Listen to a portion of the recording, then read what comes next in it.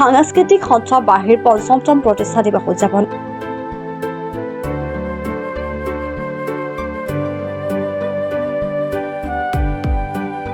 মহাপুৰুষ শংকৰদেৱ কলাকৃষ্টি গৱেষণা কেন্দ্ৰ আৰু যোৰহাট জিলা মুক্তি যুঁজাৰু ভৱনত দুদিনীয়াকৈ অনুষ্ঠিত হৈছে এই প্ৰতিষ্ঠা দিৱস।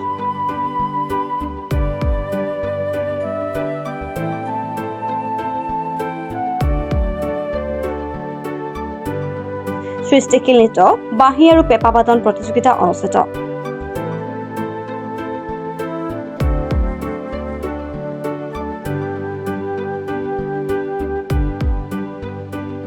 হয়, আচলতে বাঁহী 1-2 কৰি আজি পঞ্চমটো বৰ্ষত ভৰি দিলে আৰু সেই উপলক্ষে বাঁহীয়ে যিটো উৰেটো জীৱন লোকবাদ্যৰ বাবে কাম কৰিছে আৰু উঠি অহা প্ৰজন্মক পশ্চিমীয়া লোকবাদ্যৰ বিপৰীতে আমাৰ থলুৱা যিখিনি জাতীয় বাদ্য সেই জাতীয় বাদ্যসমূহ শিকাবৰ বাবে চেষ্টা কৰিছে আৰু সেয়েহে বাঁহীয়ে আয়োজন কৰিছিলে থলুৱা লোকবাদ্যৰ এক বিশাল প্ৰতিযোগিতা আৰু লগতে আৰম্ভ কৰিছিলে অসমীয়া গীতৰ আধাৰত লোকনৃত্যৰ প্ৰতিযোগিতা আৰু সেই কাৰ্যসূচী অনুসৰি আজি প্ৰথম দিনত 7 বজাৰ লগে লগে আমি পতাকা উত্তোলন বাঁহীৰ যি পতাকা সেই পতাকা উত্তোলন কৰা হ'ল। পতাকা উত্তোলন কৰাৰ পাছতে এজোপা বৃক্ষ ৰোপণ কৰা হ'ল। বৃক্ষ ৰোপণ কৰাৰ পাছতে 9 বজাৰ পৰা প্ৰতিযোগিতা একেৰাহে হৈ আছে। কেৱল যে যোৰহাট জিলাৰ ভিত্তিতেই হৈছে তেনেদৰে নহয়, সদৌ অসম ভিত্তিত আচলতে লোকবাদ্যৰ প্ৰতিযোগিতা হৈছে আৰু কেৱল যোৰহাটৰে নহয় বা যোৰহাটৰ উপৰিও নাজিৰা, ডিফু, কাৰ্বি আংলং বিভিন্ন ঠাইৰ পৰা বিভিন্ন জিলাৰ পৰা আচলতে প্ৰতিযোগী আহিছে আৰু এই প্ৰতিযোগী অহাৰ আচলতে এই সূচাইছে যে ইমান প্ৰতিযোগী আমি পাইছোঁ যে আমি সঁচাকৈ সুখী অনুভৱ কৰিছোঁ।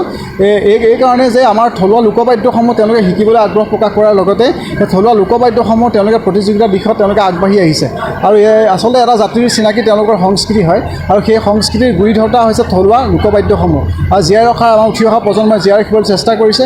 আমি আচলতে নথৈ আনন্দিত প্ৰকাশ কৰিছোঁ।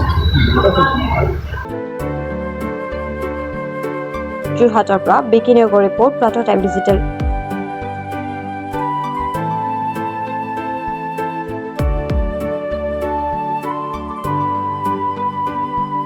অসমৰ সংবাদ জগতখনৰ বাবে এক সুখবৰ।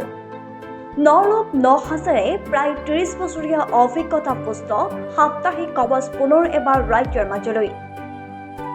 স্বত্বাধিকাৰী প্ৰণীতা কলিতাৰ দ্বাৰা প্ৰকাশিত আৰু অমৰজ্যোতি প্ৰিণ্টাৰ্ছ, গুৱাহাটী কমাৰ্চ কলেজৰ বিপৰীত ফালে মুদ্ৰিত।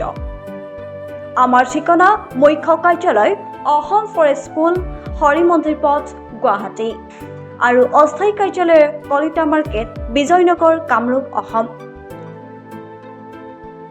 মোবাইল নং 9435114666 আৰু 7024722813।